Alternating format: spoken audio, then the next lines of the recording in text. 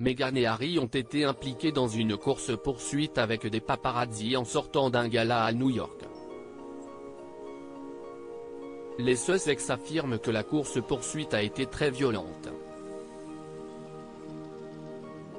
Leur version est contredite par une déclaration de la police de New York NYPD. Selon un commissaire du NYPD, Harry et Meghan ont rejoint leur domicile sans la moindre blessure. La crédibilité du couple est encore mise à mal. Voilà longtemps qu'on n'avait pas vu Harry et Meghan ensemble.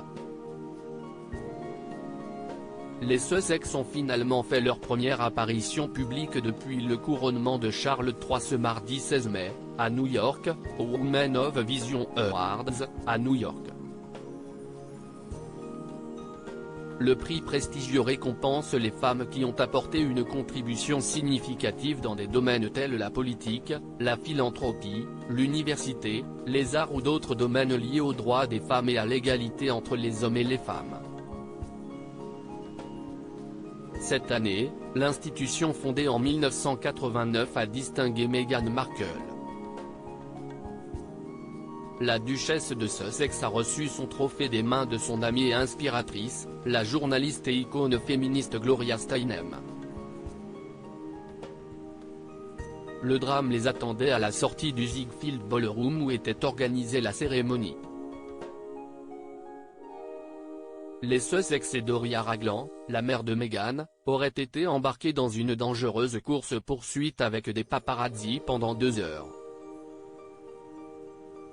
Un dérapage incontrôlé aussitôt dénoncé par l'équipe de communication du couple.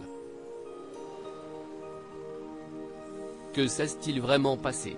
Les versions divergent.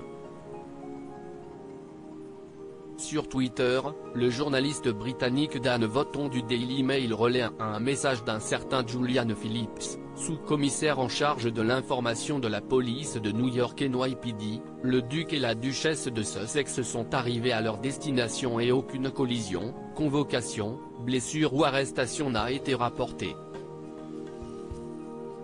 Un témoignage qui discréditerait les Sussex, taxés de drama queen par les côtiers.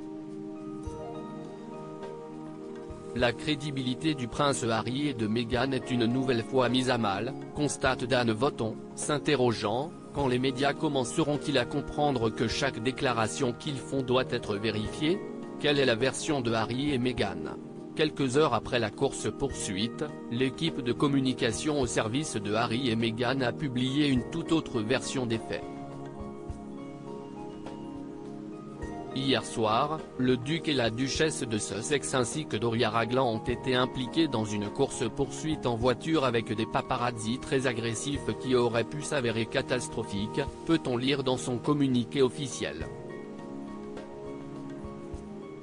Cette poursuite acharnée, qui a duré plus de 2 heures, a donné lieu à de multiples collisions évitées de justesse, impliquant d'autres conducteurs sur la route, ainsi que des piétons et 2 officiers du NYPD, police de ville de New York. Le carambolage en voiture fait un triste écho à la course-poursuite avec des paparazzis qui a été fatale à Lady Diana sous le pont de l'Alma, à Paris, le soir du 31 août 1997. À propos de l'auteur art Vandel et passionné d'audiovisuel, j'écris sur Closer depuis 2016. Jamie aussi raconté les mésaventures des têtes couronnées et connaît par cœur la série Seinfeld. Ces derniers articles et Charles III, une sérieuse menace plane sur son couronnement, la police britannique sur ses gardes prince Harry assigné à résidence à son retour au Royaume-Uni? Nouvelle révélation sur sa veine. Meghan Markle absente du couronnement de Charles III, et si, finalement, sa stratégie était brie.